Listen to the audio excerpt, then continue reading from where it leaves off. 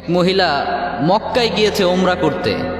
সেখানে গিয়ে দেখে কাবার চারপাশে সবাই তাওয়াফ করছে, কিন্তু কাবাটাই সেই মহিলা দেখতে পাচ্ছে না।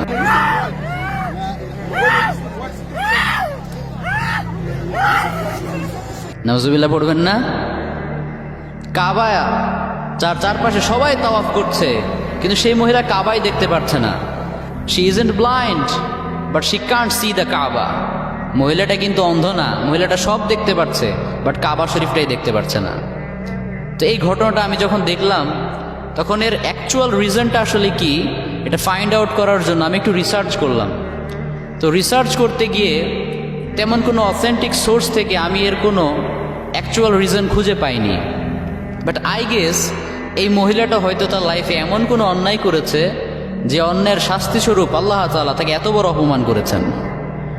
আল্লাহ তাআলা তাকে নিজের বাড়িতে ডেকে এনে কাবা শরীফ দেখার যেই রহমত, যেই বরকত, যেই তৌফিক এখান থেকে মাহরুম করেছেন। নিজের বাড়িতে ডেকে অপমান করা, এটা কিন্তু চারটিখানি ব্যাপার না মিয়া।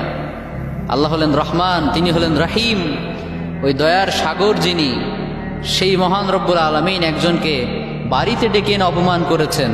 এটা কি সহজ কোনো ব্যাপার? ছোটোখাটো কোনো ব্যাপার নয়।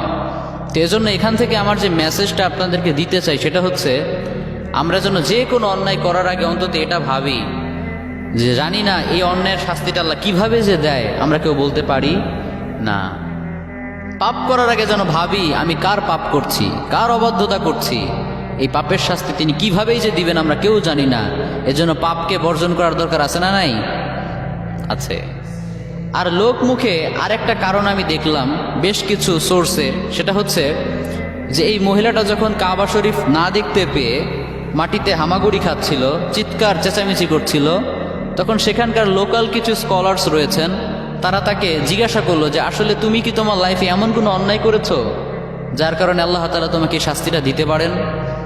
তখন সেই মহিলাটা বলল যে অনেক অন্যায় তো করেছি, কিন্তু তেমন কোনো মারাত্মক অন্যায় আমার চোখে পড়ে না। তবে হ্যাঁ, একটা অন্যায় আমি অনেক গুরুতর করে ফেলেছিলাম, সেইটা হচ্ছে কতলুন নাফস, মানে মানুষ হত্যার পাপ। নাউজুবিল্লাহ পড়েন। এই মহিলাটার কিন্তু টাকা পয়সার অভাব নাই, যথেষ্ট টাকা পয়সা, হেলথ, ওয়েলথ, মানি আল্লাহ তাআলা যথেষ্ট তাকে দিয়েছেন। কিন্তু এরপরেও অনেকে আছে দেখবেন আরেকজনের ভালো সহ্য করতে পারে না। আছে না নাই? অনেক আছে, কিন্তু আরেকজনের যে বেশি হবে ওটা সহ্য করতে পারে না। তো এই মহিলাটাকে আল্লাহ তাআলা যথেষ্ট পরিমাণে সম্পদ দিয়েছেন, কিন্তু সে তার এক প্রতিবেশী মৃত্যুর পর সেই মৃত ব্যক্তিটার মুখের মধ্যে একটা তাবিজ ভরে দিয়েছিল। যে তাবিজটা ছিল ম্যাজিক, ব্ল্যাক ম্যাজিক, অর্থাৎ কালো জাদুর অন্তর্ভুক্ত। নাউজুবিল্লাহ পড়েন। এই কালো জাদুটা করার কারণে সেই মৃত ব্যক্তির যতগুলো ফ্যামিলি মেম্বার্স ছিল তারা স্টেপ বাই স্টেপ গ্রাজুয়ালি একে একে সবাই মারা গিয়েছে। এতগুলো মানুষ হত্যার দায় তার কাঁধের উপরে রয়েছে। হতে পারে এই অন্যায়টার কারণে আল্লাহ তাআলা তাকে এত বড় শাস্তি দিয়েছেন। কাজে এখান থেকে আরেকটা মেসেজ হচ্ছে, যারা আমরা একে অপরকে হিংসা করি, একে অন্যের ভালো সহ্য করতে পারি না, আমাদের একটু টনক নড়া দরকার এই ঘটনা থেকে। আমরা যারা একে অপরকে সহ্য করতে পারি না, আরেকজনের ভালো সহ্য করতে পারি না, তাদের একবার এটা ভেবে দেখা উচিত যে আমি আরেকজনের জন্য কবর খুনলে সেই কবরে তাকে নামানোর আগে আমাকে নিজেকেই নামতে হবে। ঠিক কি না? আপনি যদি আরেকজনের জন্য কবর খোনেন, সেই কবরে তাকে নামানোর আগে আপনাকেই নামতে হবে। আরেকজনকে যদি আপনি পানির মধ্যে ডুবিয়ে মারতে চান, সেই পানিতে ডুবিয়ে মারার আগে আপনাকে নিজেকেই আগে হাঁটু পানিতে নামতে হবে। আরেকজনের দিকে আপনি যদি একটা আঙ্গুল ইশারা করেন, আপনার দিকে আপনি নিজেই 3টা আঙ্গুল ইশারা করছেন। চিল্লা বলেন ঠিক কিনা? যেন বি কেয়ারফুল, সাবধান থাকতে হবে। আজকে থেকে হিংসা বিদ্বেষকে আমরা নো বলে দিলাম। কি বলে দিলাম? আরো জোরে বলেন। নো বলে দিলাম। আজকে থেকে হিংসা বিদ্বেষ আমরা করব না। আর রিদা বিল কাদা, আল্লাহর সন্তুষ্টিতে, আল্লাহর ফয়সালাতে সন্তুষ্ট থাকা, এটা ঈমানের অংশ। It's a part of our ঈমান, আওয়ার ফেথ।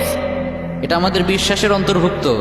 কাজে আল্লাহ যাকে যতটুকু দিয়েছেন, কারো প্রতি কোনো হিংসা নাই, কোনো বিদ্বেষ নাই, কোনো ভেতরে জেলাসি নাই। আল্লাহ আমাকে যতটুকু দিয়েছেন সেইটা নেই, আলহামদুলিল্লাহ। এজন্য আজকে থেকে হিংসা বিদ্বেষ করা যাবে? হিংসা বিদ্বেষ ভুলে গিয়ে ভ্রাতৃত্বের বন্ধনে আমরা যেন আবদ্ধ হতে পারি, আল্লাহ আমাদের সেই তৌফিক দান করুন, আমরা সবাই পড়বো আমিন।